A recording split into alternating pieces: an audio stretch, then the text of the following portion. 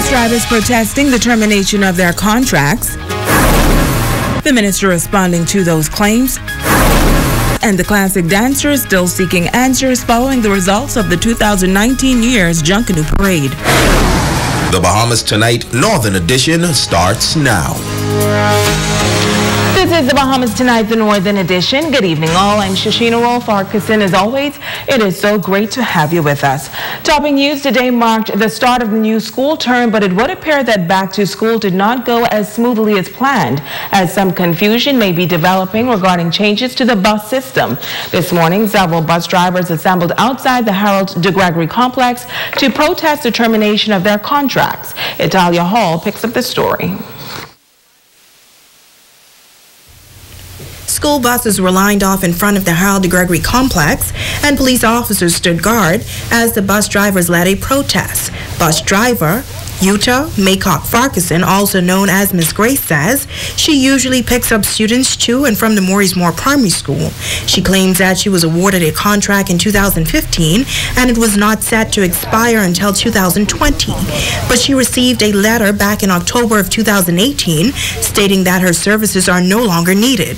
She claims that in December, bids went out to tender and she made an offer. She says she won the bid, but last week she was told by an official from the Ministry of Education that her name was not on the list. I am upset because if I put in a bid and I won my bid, I did the necessary thing. Why wasn't I awarded my contract back?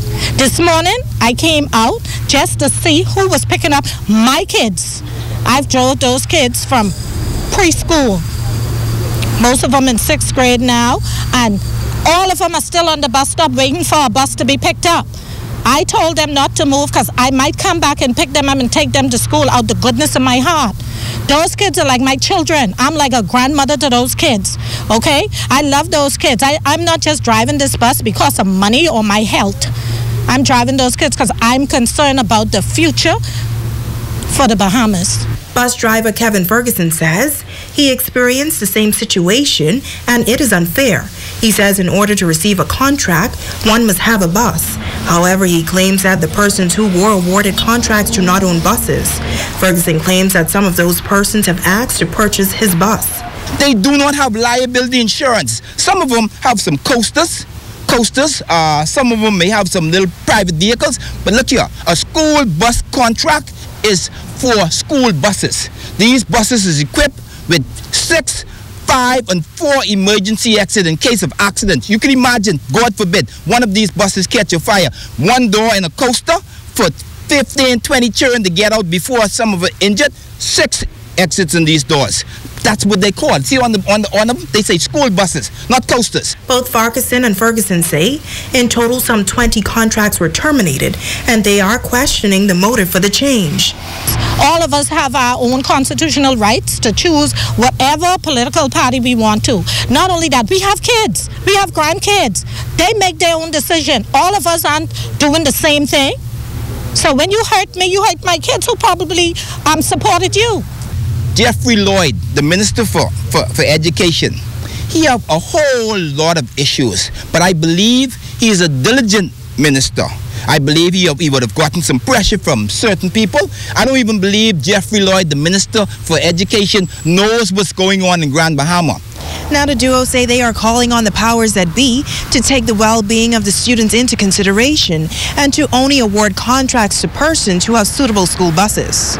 Italia Hall, ZNS Network News. Well, Chairman of the Opposition Progressive Liberal Party, Senator Fred Mitchell, also joining protesters outside of the Harold de Gregory complex this morning.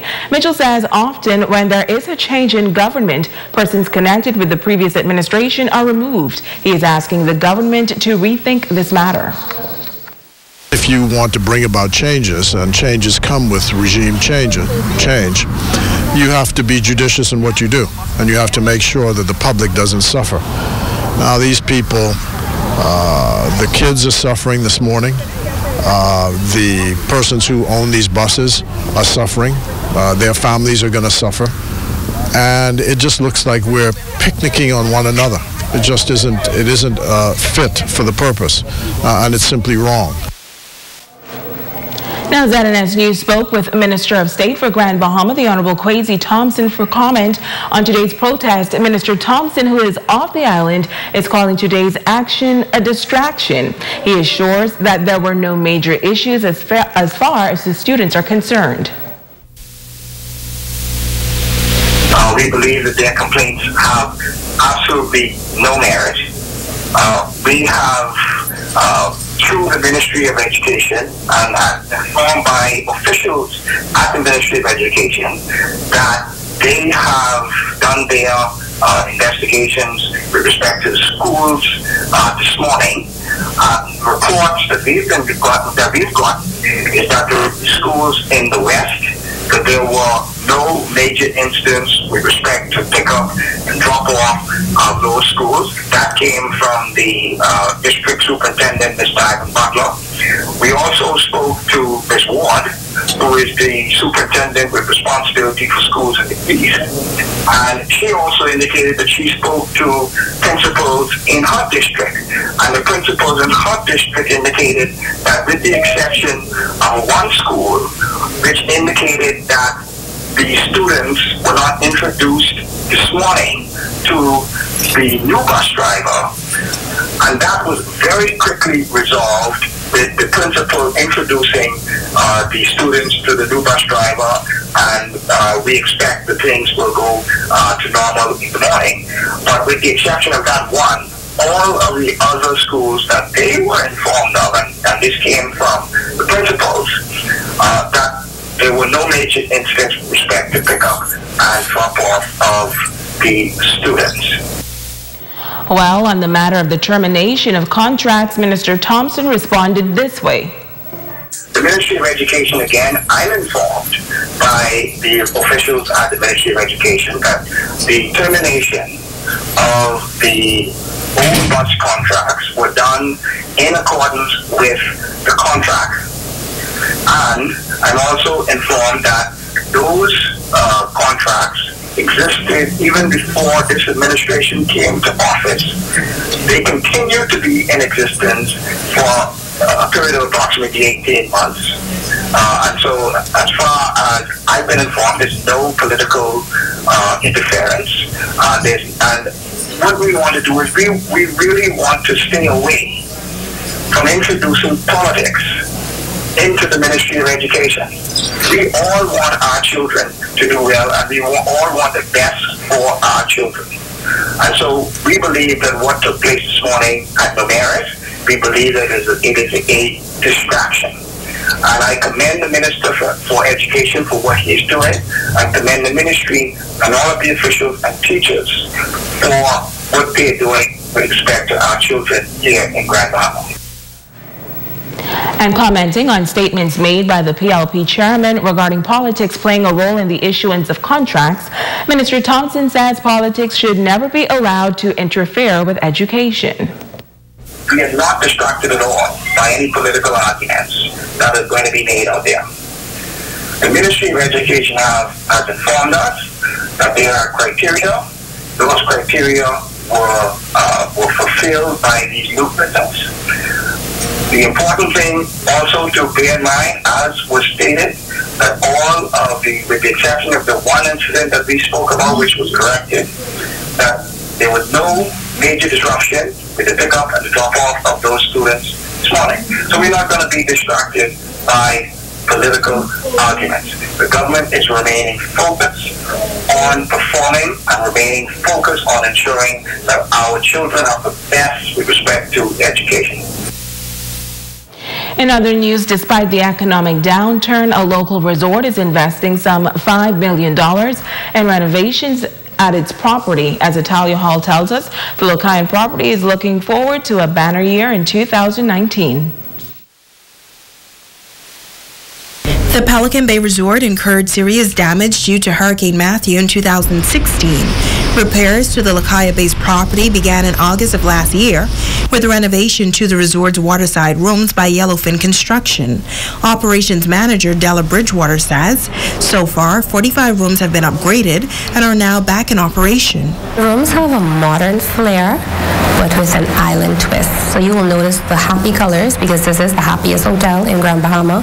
So we chose warm, happy colors, the fabric that gives you the sense of paradise. Well, we're the first hotel to actually have the HD solutions in our TVs, the brand new flat screens. The air conditioning units are energy efficient, so it allows us to remotely monitor and be able to control costs for energy savings. With the Wi-Fi the infrastructure of the Wi-Fi has been upgraded. All of the amenities are new, brand new beds, brand new furniture, everything. Everything has been done to taste. The resort has a total of 184 rooms. Refurbishment on another 42 rooms will begin this month with a March 2019 deadline. Bridgewater says the resort continues to hold its own in a difficult economy. While they have had a bit of a challenge with leisure guests, the resort experienced an increase in corporate business in 2018. And I think the leisure market is pretty much across the island, pretty much the same. The reason why we continue to go ahead with our renovations is that we wanted to make sure that we have a product that is top-notch for our corporate guests. Our investment is a reflection on the corporate business that we've had. We look forward to all that 2019 has to offer in that aspect. Sabor, the restaurant on property, also conducted some repairs. A gym and spa were added as well. Bridgewater says over the past year, hotel rooms were sometimes oversold. She says the overflow in business can be attributed to the fact that only one of the 3 neighboring Grand Lucayan properties is in operation. And while that's good, we do want our neighbors to be fully open because that would mean positive things for everyone, including the marketplace. But it has its ups and downs. It's not all good as people think because, you're the only game in town, or people think you're the only game in town, that's good. It's not really good. But we would appreciate that we've held our own, and we thank all of the persons that continue to come and visit Pelican Bay, despite what may be happening around us. But we do want our neighbors to be fully operational so that the island can benefit. The operations manager says the Pelican Bay Resort is committed to the island of Grand Bahama, and they plan to increase their marketing efforts in the year ahead. It's Halia Hall, ZNS Network News. You're watching the Bahamas Tonight, the Northern Edition. Stay with us. There's more news right after this break.